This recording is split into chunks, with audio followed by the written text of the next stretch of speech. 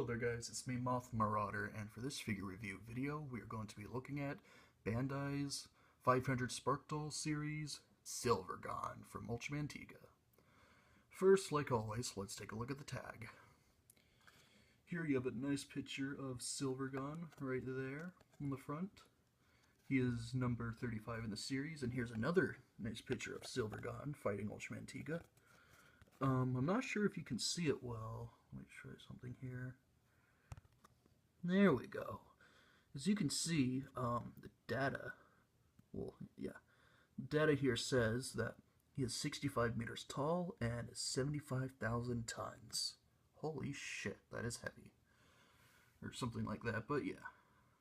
There we go. But yeah, nothing much on the back, and that's pretty much it for his tag. It's a pretty nice looking tag. Now onto the figure itself. Detail. Detail's pretty accurate to his appearance in Ultraman Tiga, and the texture is really freaking incredible. I mean, just look at like these little spine things going down from the back of his neck all the way, or like the top of his neck all the way down to the tip of his tail. That's really nicely done. The claws on his hands and feet are really sharp looking. Well, I'm not sure about sharp, but they're really nice looking. And all of these, just these rock looking pieces all over his body look really, really well done. And the face is really well done too. Let me see.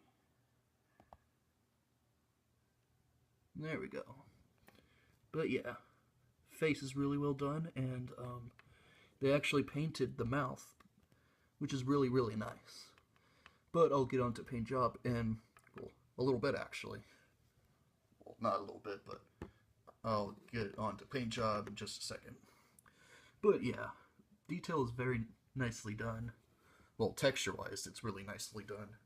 And the detail is fairly accurate. Paint job, like I said earlier, like his mouth is colored red, which is really, really well done. And the stripe on his belly, it's nicely done.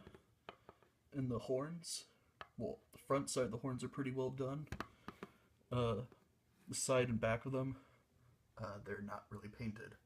Speaking of not painted, let me get his tag again.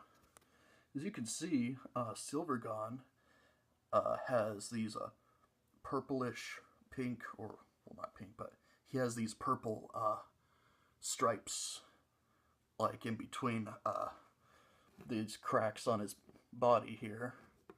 Like, all these lines are supposed to be colored purple, but they're not. And, yeah, that's just, well, yeah. That's just the only real problem with this figure is that, well, it's not fully painted. You know what I mean. But yeah, aside from that, the paint on like the toes and the claws are nicely done. They have this nice silver color to them. And yeah, aside from the lack of paint all over his body here, paint job otherwise is still pretty well decent. So yeah. Articulation, he has, well, quite a bit.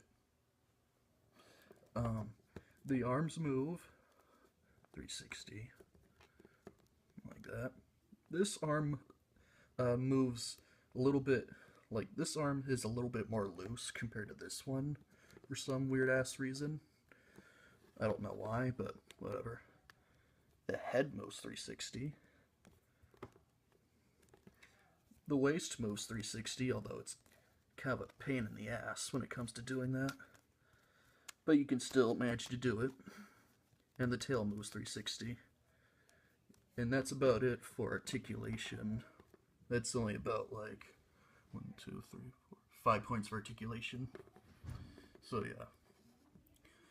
And now on to rarity. This guy is obviously part of the Ultra Monster, well, not Ultra Monster, but like he's part of the 500 Spark Doll series, and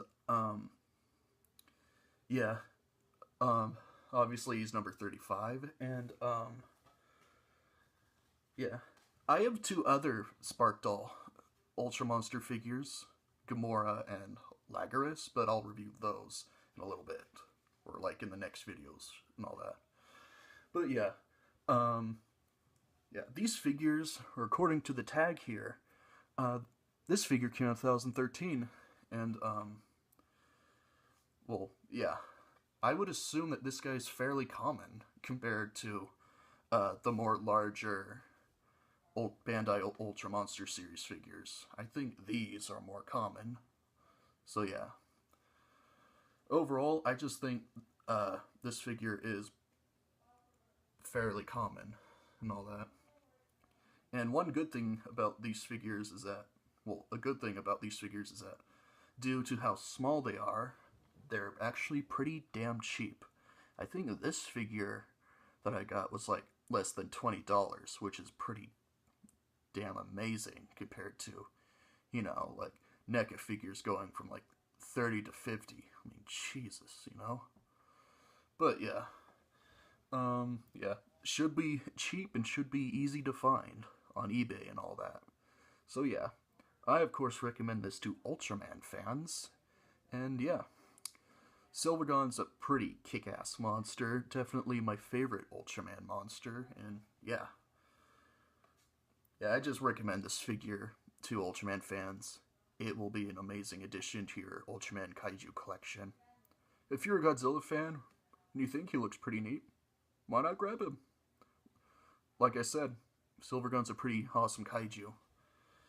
And, yeah, that's pretty much it for this review. Detail is pretty well done. Paint job, it's pretty good, but it's lacking all over the body.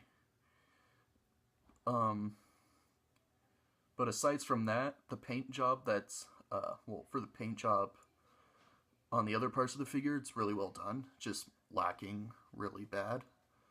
Articulation, he has like 5, which is, you know, quite a bit for a Bandai figure. And rarity, I would have to assume this guy is fairly common. So yeah. In the end, I give Silvergon here a 4 out of 5.